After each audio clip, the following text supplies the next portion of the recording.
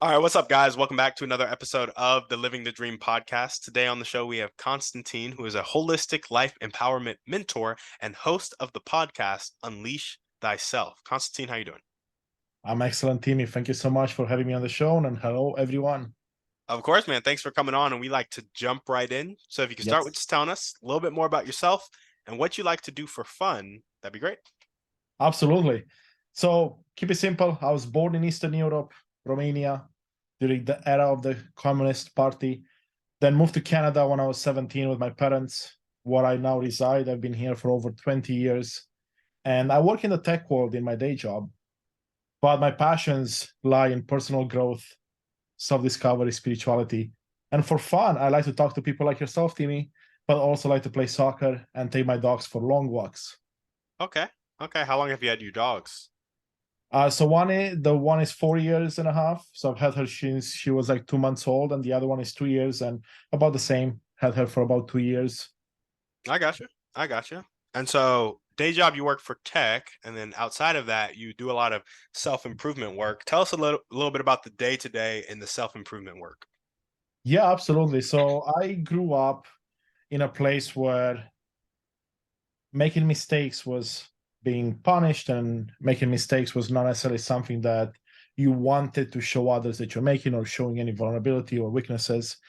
And that mentality led me through an interesting childhood, and of course coming to North America, where there was a mix of that and a mix of growth mindset, which is the idea of learning from one's mistakes and the idea of growing. And those two ideas were butting heads with me for a very long time. So what I ended up doing for a good majority of my 20s is always look outwards for answers. So I read a lot of books, watched videos. There was, towards my late 20s, started listening to podcasts, and I was always consuming content, but I wasn't giving myself always enough time to integrate and do that inner work or the self-discovery that was required. Today, I have a better understanding, and for the last, I would say, 5, 6 years, I've combined personal growth, self-discovery, and spirituality. And when I say spirituality, I'm not talking about anything religious based. It's more about the idea of connecting to myself, connecting to the universe, God, or whatever one believes in. Is the idea that there's something more than us and we can find meaning in whatever we do in life. So everything I do around personal work with myself or the people in my life has to do with how do we look at all the beautiful information that's available out there, but then look inside and see what answers we hold within ourselves, what work we can do, what emotions we want to work with, what trauma we have to work with. And then, of course, combine it all and look at how does this fit the bigger picture. So, Timmy, in your case, for example, how can you follow your heart and blend it with whatever else you want to do in life? Like in my case, it would be with the tech world, right? Like, how do I bring my authentic self to the tech world in my day job, but also bring it outside of my day job? Mm, I got you. So it's really doing the work on, getting the right information from outside sources, but then going inside, really understanding your emotions and where your authenticity lies, and then weaving that into your daily life. Exactly, because a lot of the answers that we seek externally are within us. And that was a big lesson I had to learn, because if we look back at how most of us have grown up, right, you're always relying on your parents, teachers, friends, whoever to teach you how to live in this world and to bring you up. So that means that you're always looking externally for those answers. And that mentality we take into our adulthood, which is exactly what I've done. And then it wasn't until later that I realized that, wait a second, if you stop and pause and stop the consumption a bit, you can create a lot yourself. You can go inwards, you can find a lot of those answers, and then combined with all the beautiful information you have acquired externally, magical things can happen. Yeah. Yeah, absolutely. I love that. So would you say your motivation in life is really getting to that point of authenticity, or would you put it in other words? That's part of it for sure, Timmy. I would say well, let's actually backtrack a tiny bit. I spent quite a bit of my life wondering what my purpose on this planet or in this life was. And I would always ask that question. I remember I was very young when I first asked the question, but I never really sat down and truly dug deep, because anyone I would ask that question, they didn't have the answer because they themselves didn't know what their own purpose was. It wasn't until about 5, 6 years ago when I started doing real work around that. And finally, last year, it all clicked for me. And it's the idea of being in service to others, using all my skills and knowledge I've acquired to better myself and then give back as much as I can to those around me. Because what I found in my life is that no matter what I picked up, be it a hobby or a profession, I would always learn, and then I would love to share with those around me. And it seemed that people were captivated to listen in, to learn, and they would get a lot of value out of it. And not only that, but in those exchanges, they would get something out of it, and I would argue even more out of it. I would learn in the process. I would feel happy during and after because I've helped someone. And the entire process of being in service just sits with me really well. And it's what I want to do. Now, the authenticity piece is very big because you can't really be in service if you're not truly authentic to yourself, vulnerable enough where you can show who you truly are. And that means I'm vulnerable with you and your audience, Timmy, but also with myself. So being honest about my feelings, my emotions, and everything that comes up, and understanding that no one is perfect, and we're on this journey, our own journey, but we're in this together at the end of the day. It's just how do we help each other get to the better outcome? Yeah, I like that a lot. Well, cool. Jump into your dreams and goals for us, man. What's your vision for your life? My vision for my life now, especially after the last year of serious work around my why, is definitely about building a platform where I connect with like-minded individuals like yourself to share this beautiful inspirational message and empowerment message of everything that one can achieve and that nothing stands in our way because we always have a choice. And if we choose to do something, we can do it. Now, so my ultimate dream and goal would be to be able to speak in front of thousands of people, to be able to inspire people, empower people, and help them in this life. That's pretty much it. And if I've inspired someone to take an action that they maybe were putting off for a while, or maybe see a different perspective, or maybe challenge an outdated belief or rule, then I can sleep happy. Mm. So ultimately, so first build the platform and ultimately speak in front of thousands of people to just help them in life. Yeah, and funny enough, I mean, in my professional life, I speak in front of hundreds of people, and I've done up to I think 1,500, my highest presenting in the tech world, right? But it's not the same when you present on a topic that's, let's say, artificial intelligence, which is awesome. I love to speak about it, or speaking about personal growth or self-discovery that touches to the core of the human being, that touches to the core of that individual that's listening to you. Mm. Yeah, those are definitely, I can see how those are different topics and they really hit different. So if you've already spoke in front of, say, 1,500 people max, what are the top 1 to 2 skills that you need to develop right now to make these dreams and goals come true? That's a great question. So there's a couple of things that come to mind. I first need to continue working on myself. And I would say there are 4 parts of our being that ideally we need to get in balance somehow. And for me, those 4 parts, I've learned to understand them better more recently, are your mental well-being, right? So how do Mhm. you take care of that? Your emotional well-being, which is a bit separate, right? Because it's all about your emotions, your spiritual well-being, which is around your heart and your purpose, and then your physical well-being. So we need to bring all 4 together. Now, I'm struggling at different parts like everyone else is, right? So maybe my mental game is a bit stronger than my physical game because I've ignored my physical game, let's say, during the pandemic by working 12-hour days, sitting in a chair all day and ignoring, let's say, physical activities. So for me, I want to work on those elements so then I can help others with as much within each of those 4 as I can. But it's also about building the right relationships, building the content and ideas that you want to share with people because there is an overload of information already available. And my entire mission in life revolves around inspiring and empowering people. But I don't want to just repeat things that have been said a million times. Mhm. Sometimes people need to hear things a different way, right? Broken down a different way with different examples for it to finally click. And I'm fine with that. That's part of it. But I would say, you want to be fairly unique in your approach and just be you. So I'm building that right now. I'm trying to understand what it looks for me. And I'm early in my journey. And at the end of the day, if it follows my mission, that's the path I'm going to go down on. I got you. I Yeah. got you. So we got continue working on yourself in mental, emotional, spiritual, physical aspects of life, building the right relationships, and then building out the right content without repeating things that have been said over and over and over. Exactly. Yeah. Okay, so tell us about the right relationships. If you had to define the right relationships and really Absolutely. come out. So that's actually also a great question, Timmy, there, because in my professional life and anyone's professional life, we come to understand that relationships are pretty much one of That's the it. It's the primary only tools, thing. right? It's like who you know, what you can do for people, what they can do for you. And in the Western world, where both you and I live in and work in, it's very transactional or to some degree one-sided. And also more recently, I've come to realize that there's multiple ways to interact with people. So I'll give you some examples. Something that we call baby love is the idea that I'm only expecting you to show me love or to show me care or give me something, right? So that's one of the ways the society is moving in right now, where it's all about me, and it doesn't matter how you feel, Timmy, about what I do or what you get in return from our interaction. Then there's a transactional stuff, which is what you see most in work, which is, let's say I'm your employer. What do you give me? Well, I give you money in return, right? You give me your time, you give me your efforts.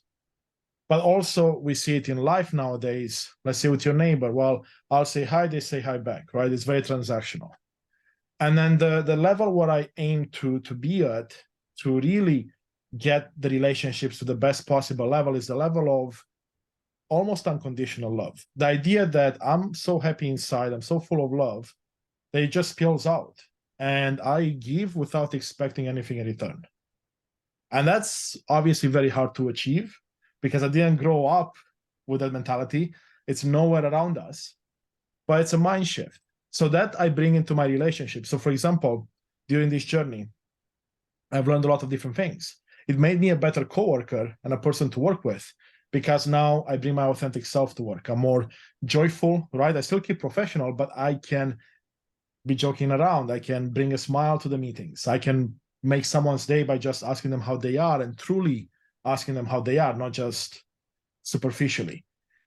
And that allows you to then build a deeper connection with someone because if they can relate to you as a human being before you are a customer or a partner or a coworker or a manager or an employee, then you're going to build much stronger relationships. And B, if we're talking about relationships for what we're doing right now, you're doing the podcast, I'm doing mine, and we're trying to build something beautiful here. We are building it. Well, you want to connect with like-minded individuals. Like which people do we connect with that we really resonate with deeply? Yeah. Yeah. I gotcha. So personally, it's getting to a point where it's on that third stage. So you're not me. You're not quid pro quo, where it's like this for that, but you're pouring out and giving out of unconditional love. Well, that's the goal. I'm not there fully yet. So Yeah, but it's where you're trying to go. yeah, That's like yeah, the skill exactly. development, building the right relationships. It's like I'm in that unconditional love stage. And then it's also connecting with those like-minded people who are also probably operating or trying to operate out of that unconditional love stage. Is that right? Ideally, yes. That's what if imagine a scenario in which every person you interact with acts from an unconditional love place, where they will give something without expecting anything in return, versus a transactional or the baby love I mentioned, which is just expecting something. Like I'll give you an example. Yeah. You walk out of your house and someone opens your door, right? And they don't expect anything in return. That's fine. You say hello. Or you walk down the road, someone smiles at you, you smile back again, no expectations. But you can go much beyond that, right? Doing small gestures for people. Like I'll buy you a coffee. I see you may be struggling, right? I may see you having a day where you're not smiling as usual, or maybe a week has gone by and you're not being your joyful self. I can come and I can say, hey, Timmy, I see, you're not yourself. Do you want to chat? I can just be someone that listens. I don't have to talk. Just tell me what's going on. Right. So it's those type of interactions that we see occasionally, right? We still see it because there's many amazing people, but we want to see more of. And what happens then, right? If we have a world where everyone just unconditionally gives, Yeah. then I mean, yeah, it would be Heaven on amazing. earth. Exactly, right? Yeah. Those are the perfect words. Yeah. I love it, man. Well, we've kind of parsed out what the right relationships are, who you need to become to attract those relationships and also the types of relationships you're trying to attract. Talk to us about the right content without repeating things that have been said a million times. What's the process for developing that concept or that content in your head right now? Maybe you don't have it fully parsed out, maybe you do. Share with us what you got. Yeah, that's an amazing question. I mean, to be honest with you, that's always a process, because most likely whatever you're thinking or whatever you're saying has been said in one shape, form, or way in the past. Because there's only, in my mind at least, so many things that people can talk about, and there are many ways to explain. Like, for example, this baby love and the various stages of love. That's something I've heard of, learned from someone I spoke with not long ago. But the idea is, how do you take that, apply your own ideas, beliefs, and make it in such a way that makes sense to you so you can explain it to others? And then is the idea of finding analogies, finding examples, finding anything that can resonate with your target audience. And in my mind, the way I operate with this, if I have an idea, let's say, during meditation, or especially when I walk my dogs, because I don't take my devices, I don't listen to any music, I just enjoy the nature. And that's when information comes in because I'm with my own thoughts and I get ideas. Like, I'll give you an example. I was walking down the street yesterday and I see these beautiful trees in my neighborhood in a mini forested park. And I notice how, of course, as the trees grow older and taller, the branches at the bottom and the leaves start to die out because they don't get enough sunshine. They still get the nutrients, or they could, but they don't get enough sunshine, so they die off. So that got me thinking about how we as human beings could take a lesson from that and say, you know what parts of us do we not like and we want to shed away? In the example with the trees, they get sun and they get nutrients and water from the ground. If they don't provide the sun, whatever part they don't want to grow anymore just dies off. Same for us. If, let's say, there's a behavior within me I don't like, and there's many, and there have been many more, then what I can do is I can start cutting off that supply. It could be my own thoughts supplying that activity to come through, or reaction, or whatever. Yeah. So it's, how do we take a look at how we do things, but look at the examples in nature, examples everywhere around us, of how we can actually work with those emotions, that mental state we talked about, the emotional state, and improve parts of ourselves that we didn't like before, or don't like now, actually. I like that. So it's really kind of getting inspiration from your life, like getting the stories from your life, but also the stories from the examples that you see in nature and applying them to kind of timeless concepts. Exactly. Like, another example for me, and it's a huge aha moment. I've had dogs all my life now, since I was probably 15 years old, right? Yep. But I didn't realize till maybe a couple of years ago, maybe not even, the amount of lessons you can learn from the pets around you. It doesn't matter if it's a dog, a cat, a rat, whatever else.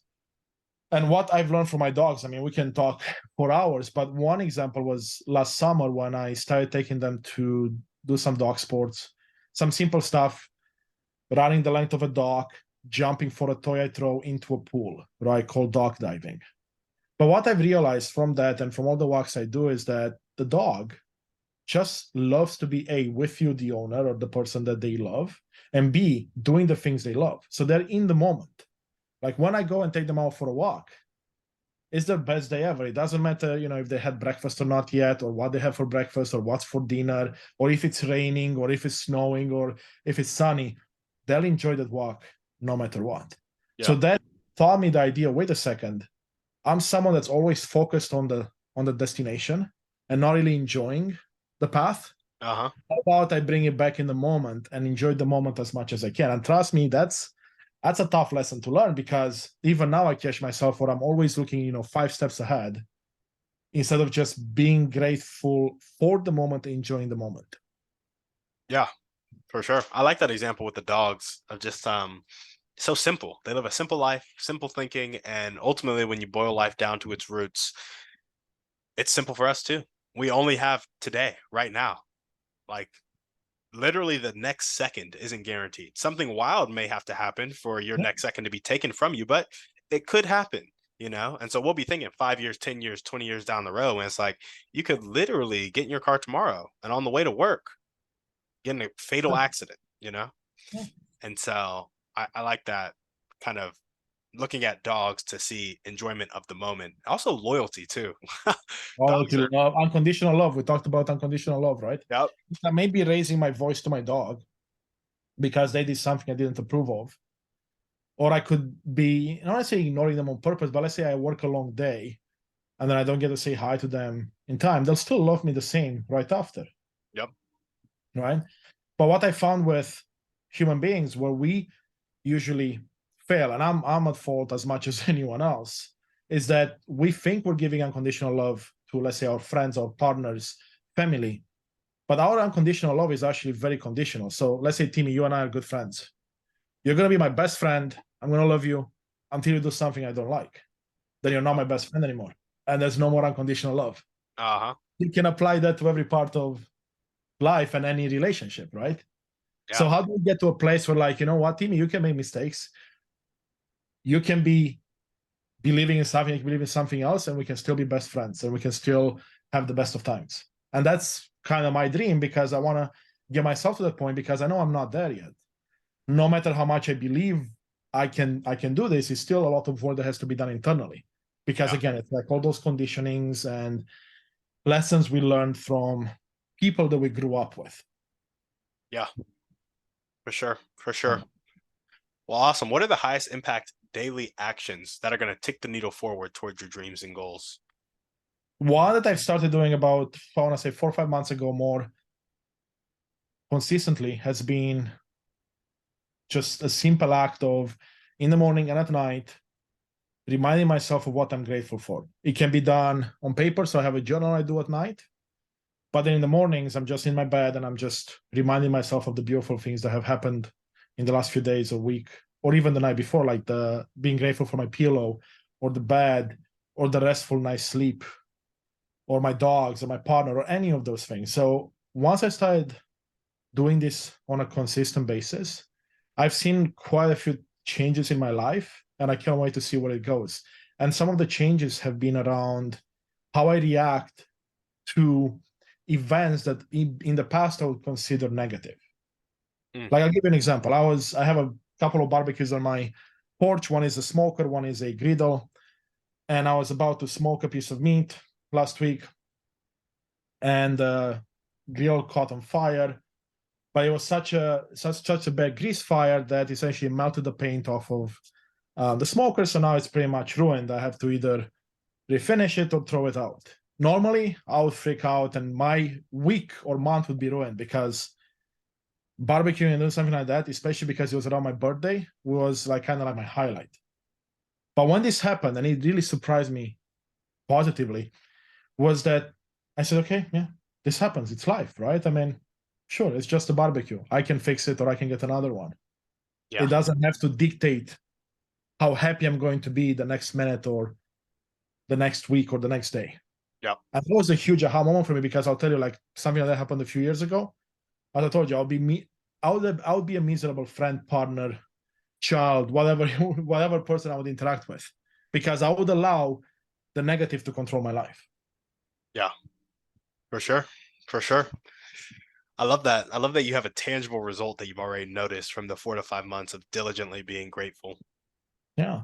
And it's that idea that, and this is something I learned last year, and it was again one of those big awakening moments or aha moments, if you want to call it, are things that we always seem to be taking for granted, especially in the Western culture. And I'm to blame for it as well. Like having access to fresh water, right? Oh, yeah, Having access to food, having access to shelter, having access to anything really, like a car or a job that many other people in the world would love to have access to, and they don't. And we take it for granted because it's always available. Like you said, anything can happen in a millisecond. And all of a sudden, if your power went out and it were to never come back, how would life change? yeah, What will happen to all those things that we take for granted? Of course, no one wants that. But we need to start bringing back awareness to the smallest things that make us happy. Because I tell you what, I've had the American dream and I have the American dream, so to speak, right? Like climbing the corporate ladder, making money, buying shiny objects.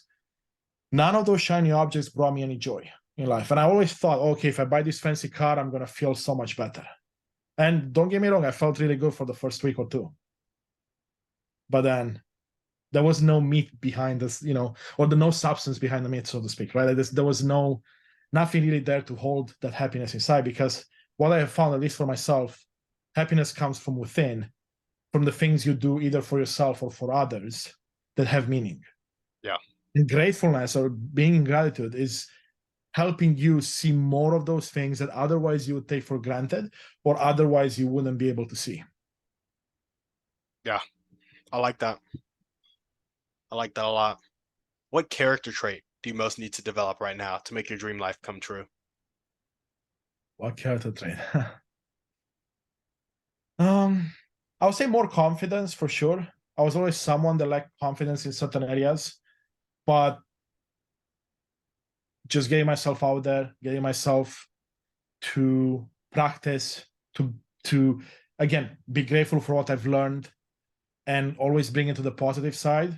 That will bring back your confidence a lot. Because I'll give you an example. With a podcast I launched a few weeks ago, when I started the process was like January of this year, and I only launched like 4 months later. And the process started with me putting my ideas on paper, creating a PowerPoint presentation, because that's what I know to do. And then I started calling friends and asking them, hey, you have 10 minutes? I want to show you something. I want to show you my idea and see what you think. And all the feedback I was getting was amazing, right? But then at night, after a call with a friend, I'll be sitting in bed, getting ready to go to bed, and I will start to doubt myself. I'll be like, but really, who wants to listen to me?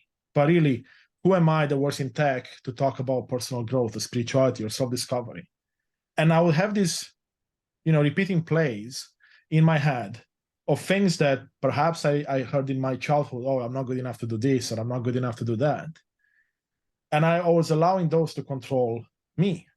And I've been doing quite a lot of work on that front, but I'll tell you, there's always a time when they come back up. And it's again up to me to say, you know what, I have a choice. But I also need to understand where they're coming from, because while I cleaned up a lot of the stuff, they're still very deep. And I need to unearth them and work to that. So going back to your character trait, I would say that big confidence space, like having more self-confidence, but also doing the work to understand why that's lacking. I gotcha. Yeah.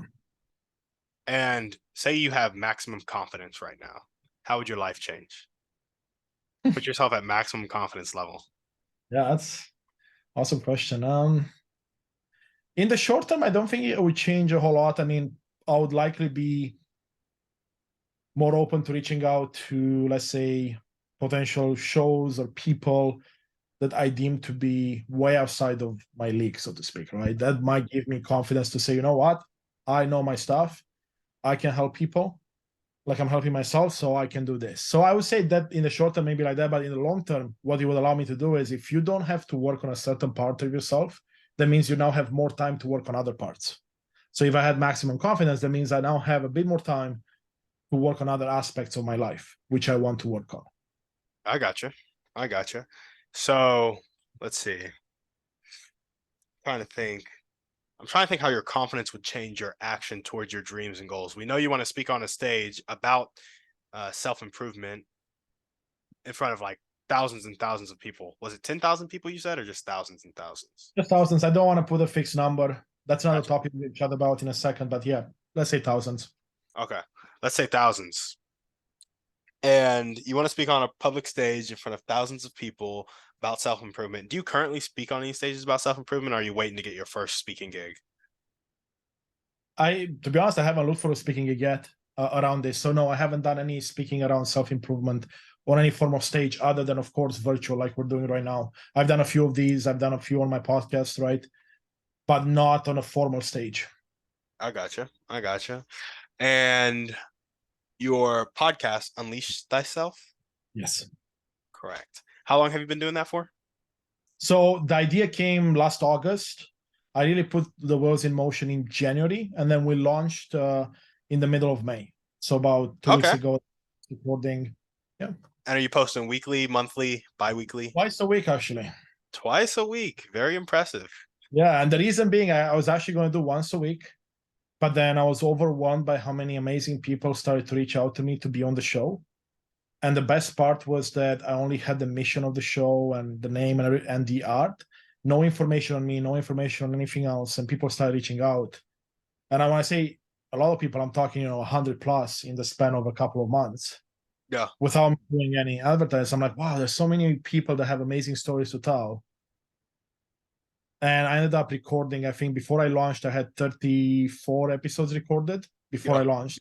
So I'm like, how do I get all these episodes out? So I need to do it multiple times a week There to we do go. that. It's a process, obviously. When you have a full-time job and you work in the podcasting industry, there's a lot of work. And of course, you know it as well because you've been doing this for a while longer than I have. Just a little bit. I haven't been doing it for that much longer. Well, cool, man. Cool. Okay. So, podcast. If you had to say you put your confidence level at maximum, you said you'd be reaching out to more people to come on the show or for you to guest on shows? Both. Both. Yeah. Would you put any more effort into marketing this show if you improved your confidence level? Probably. I mean, confidence plays at a subconscious level a lot, right? Mm-hmm. So we don't even realize what it impacts until you either don't have confidence or you have confidence or something in between, right? So I Yeah, would imagine it would impact every single aspect of my life, which it would include, of course, anything to do with the show, marketing and guesting and having guests on the show and all that stuff.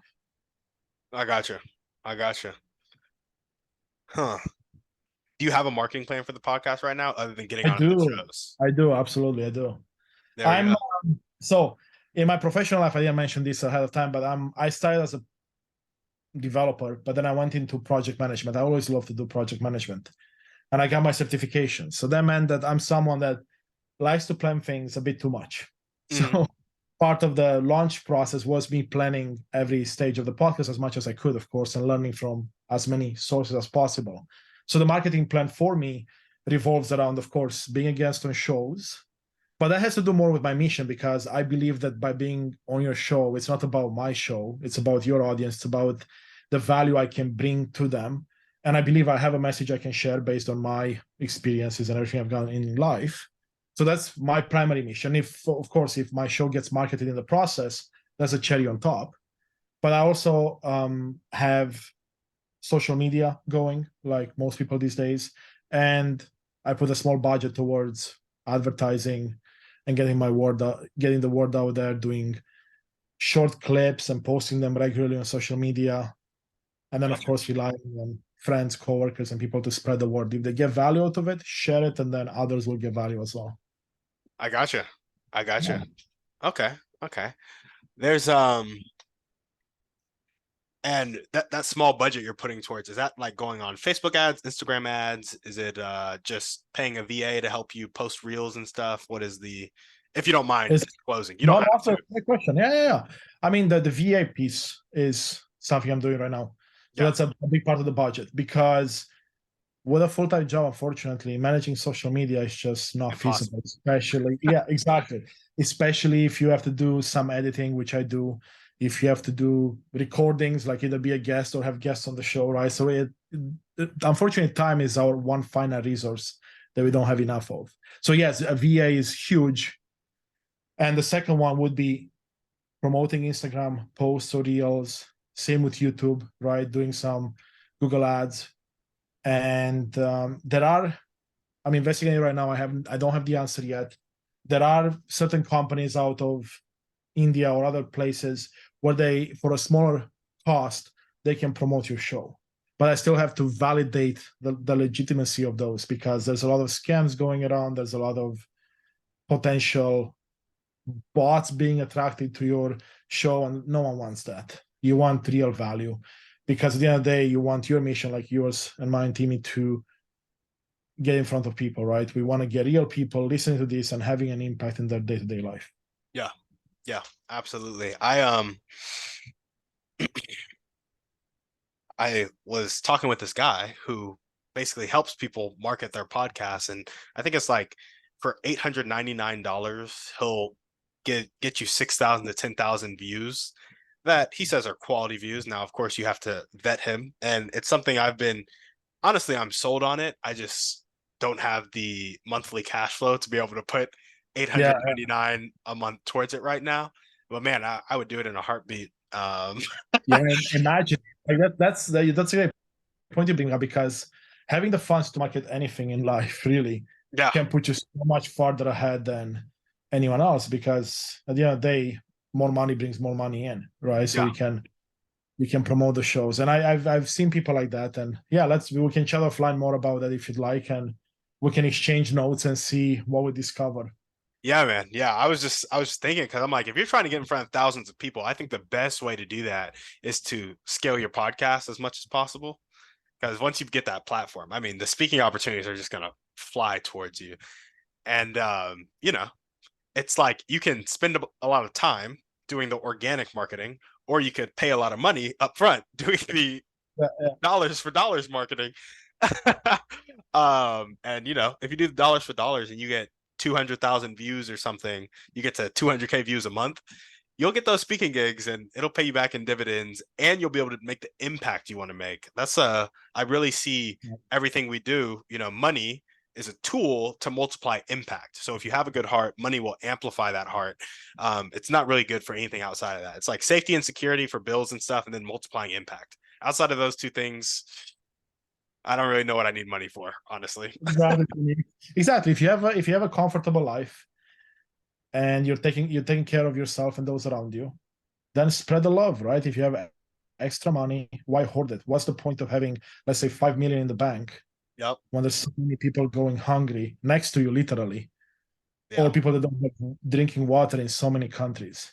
Yep. So my goal, like one of my goals with what I'm building here, is exactly what you just talked about. I mean, I already have a comfortable life.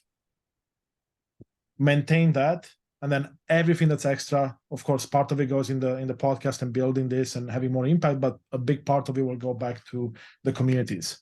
Yeah. Within Canada, within the USA, but also Latin America, Europe, and of course we go across the world, Yeah. Africa, and that's my vision. Because you asked me at the beginning what my dreams and goals are. A big one is this philanthropy aspect of it, because I Yeah. truly believe, like to your point of what's money good for. I mean, we all die, as far as I Mhm. know. We can't take the money with us, nor can we take everything that money can buy. So Yeah. why not make someone else's life a tiny bit better while you can? Absolutely. I'm right there with you, man. Well, cool. If there were one or two people you can meet right now, and this could be a specific person or a type of person, and they'd really help you take that next step towards your dreams and goals, who would they be and how would they help you? I would say a type of person would be someone that's doing what I plan on doing, at least part of it, because I know everyone is on a unique journey, and ideally, I'm not going to copy anyone. So Tony Robbins comes to mind, right? I don't necessarily follow a lot of the stuff he does, but he speaks really well. He does really well. He's been doing this for a while. I would imagine I could learn more than a thing or two from him Yeah. in Yeah. terms of how to get things started, how to get to the next level. But a marketing expert would be nice too, because to your point, we need to get the word out. If we have good content like you and I do, we have valuable content that can give back to the audience, and we know that, well, that part is done. So what's next? Well, getting it in front of more and more people. So I would say, actually, I would pick a marketing expert, Yeah. like someone like Gary V, if you know Gary V. Oh yeah. Yeah, Oh yeah. that would be, he would be actually be at the top of my list for sure. Yeah. Gary V. There we go. There we go. I wish I could pronounce his last name, but I can't. So that's why I'll stick to V. Yeah, yeah. People will know him. Yeah, Or you can look up Gary V and he'll pop up, yeah, because he is a yeah. marketing And if you expert, don't so follow he's him, you everywhere. should. Yeah, No, exactly. he's a marketing expert, but he's also a personal growth and self-discovery expert as well, in a way, Yeah. because he talks about this work and how people should or shouldn't act in the workplace. Very inspirational stuff and empowering at the same time. Mm-hmm. Mm-hmm. Well, cool. What is your we're jumping into the Thriving Three now. So what's your favorite book, movie, or podcast? Pick one. I'll go move. Sorry, book. I'll do a book, Mm-hmm. and I would say it's Finding Your Why by Simon Sinek. Ooh. Because that's what really started me on this path. Back when I joined Microsoft 6 years ago, when I learned about growth mindset, And Simon Sinek is a speaker, and he's a mindset speaker coach, and he always talks about, from a non-spiritual point of view, finding what really motivates you, what drives you. Yeah. Because if you find that, like in my case, finding that and my purpose, then you can really become your authentic self and follow your heart and lead from your heart, and amazing things will follow. Yeah, absolutely. I love it. And what's one way you like to take care of yourself?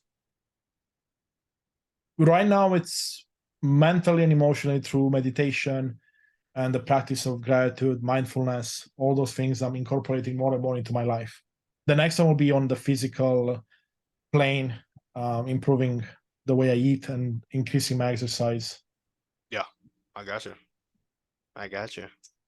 And what's one action step you can take right now or continue to take if you're already doing it to meet and work with Gary Vee? Continue putting out content, because I truly believe that the more we put out, the more chance we have to reach the right people. And when I say the right people, I don't mean someone that has connections, but someone that really needs the content. Yeah. So you can inspire and empower them, because once you do that, who knows what opportunities can open up. Yeah, absolutely.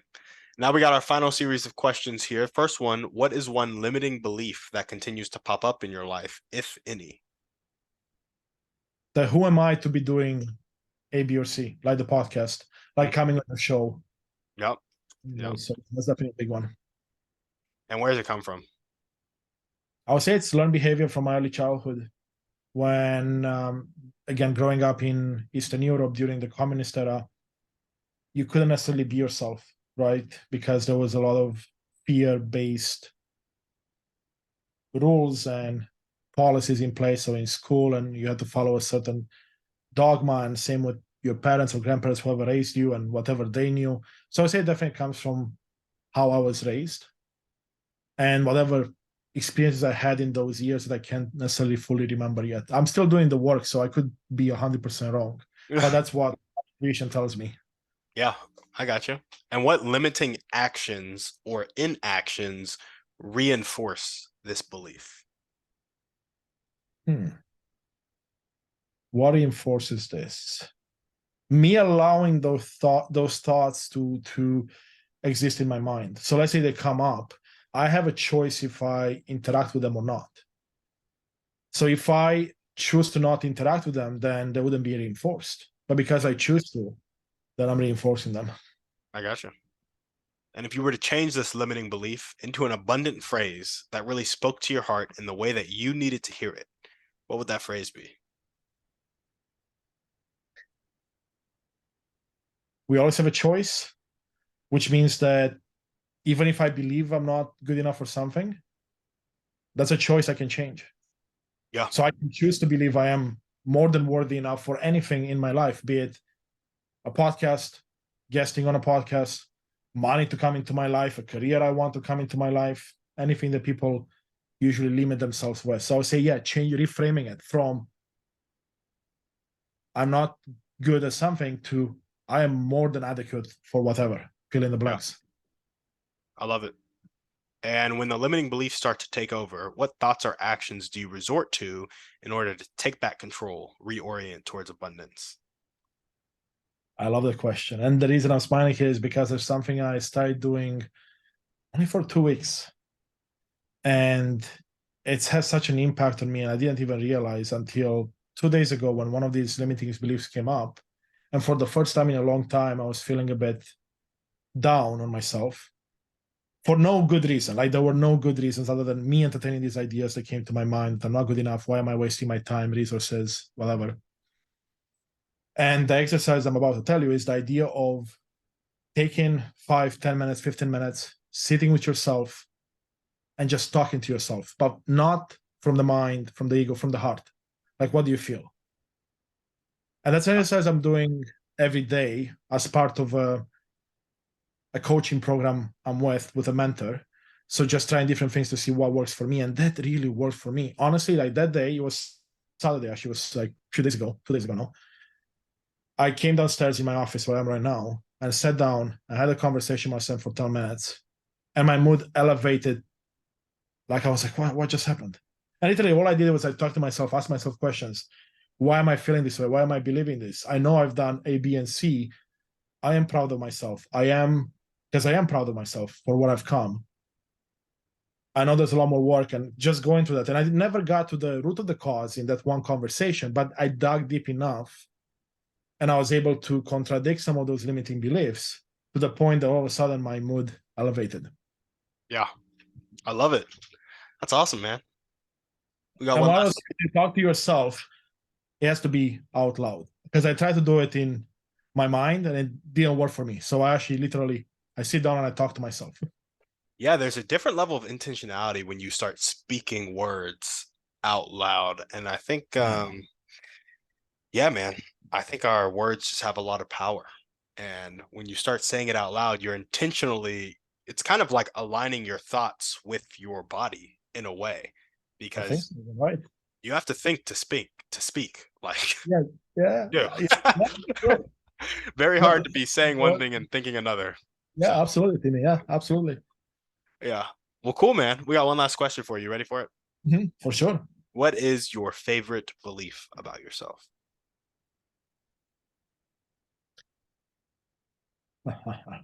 That I can do anything I want in life. There we go. Love it. All right. That's all we got for you, man. Is there anything else you want to chat about before we sign off? I can add one more thing that we were talking about earlier. That's another big lesson I've learned Yeah. more recently than I would like to admit is the idea around expectations. We talked about targets, right? Like how I was always someone 5 steps ahead and always looking at a target, which meant that everything I do in life or everything I did in life had a pre-rigid expectation around it. Meaning, even like, let's say my conversation with you in the past, if we had this a year ago or 2 years ago, I would have a clear expectation behind, oh, I want to promote my show. And that's it. And if I'm not promoting my show, that means I failed and nothing good came out of it. Yeah. So I reframed the idea of just looking at expectations to go into something with no expectations, but more like intentions. My intentions to have this conversation with you is to just have a beautiful conversation, provide value to the audience, maybe some inspiration, some empowerment, and that's it. If anything else comes of it, perfect. And the biggest aha moment in there for me was that when you have expectations, so when you have a fixed target, it's almost, and the analogy I always use is like a horse with a blinders on. So I'm like this, I only see the target in front of me, which means that everything that happens around me, all the potential opportunities, connections, people, resources that may come into your life, you can't see them and you can't allow them in. You'll ignore them. You'll see literally just walk past them. And looking back at my life, I've seen many of those situations. Now, it doesn't mean you don't want to have a target. I still have targets, but I'm very flexible into what the intention behind it is and what it may look at the end. Yeah. I like that. I actually talked about that earlier on one of the individual podcasts that I have that I post on the show as well, of just like holding your dreams and goals with loose hands. Like it's really important to, have a vision of where you're going, but less to actually get there and more to become a person that can accomplish that thing. And so for me, I have a really big goal, and some would say it's wishful thinking, but I'm like, it helps me get up every day. It's a huge impact goal where I'm like, it gets me excited in a way that other things just don't. And I think that is worth, getting up for and striving for. And I like that. And that's okay. But it's also important to not hold on to that too tightly and then say, well, yeah, arrange your daily KPIs such that you can actually hit that goal. But then if you don't hit your daily KPIs because something happened in your life, employ grace in that situation and be like, I lived a day today, which is something not everybody gets to do, actually. Yes. And in addition to that, I had this really meaningful conversation here, or I took the time to spend with my wife here, or I poured into my kids' life here, or I was there for a friend when they needed it. And that sort of impact is exactly what I'm going for in the long term. And so you hold the actual outcomes loosely, but keep the intent going through your days. And I think, as long as you go into meetings like this and stuff like this with the right intent, hold the results loose. I love that, Timmy. And you're absolutely right. And it goes back to what we were talking about before, right? Being grateful.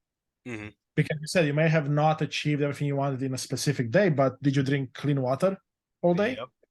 Did you have a warm meal Hmm. or any meal? I mean, Yeah. that's a good day already, right? Did you have a roof over your head when you came back at night and to sleep in? Like you said, many people don't have that. Yeah. Yeah. So Absolutely. we can always look for the positive in life, right? Lead from a positive place and things will be so much more beautiful. I love it. I love it. And that is a great spot to end the show. Constantine, thank you so much for coming on the show. Thank you for having me, Timmy. It's been a pleasure. Of course. And if you guys are listening to this and you loved what he had to say, make sure to check him out. Check out his podcast, rate it, review it, send it to a friend, because that is very important to us podcasters. We love to know that we made an impact on you. So text him if you loved what he had to say. Email him. I don't know if you have his phone number actually. So email him, contact him on the website, contact him on social media. Yeah, find me on LinkedIn. That's Yep. good. There we go. There we go. And all the links to find him will be down in the show notes. Thank you guys so much for watching. We will see you on the next one. And on that note, we're out.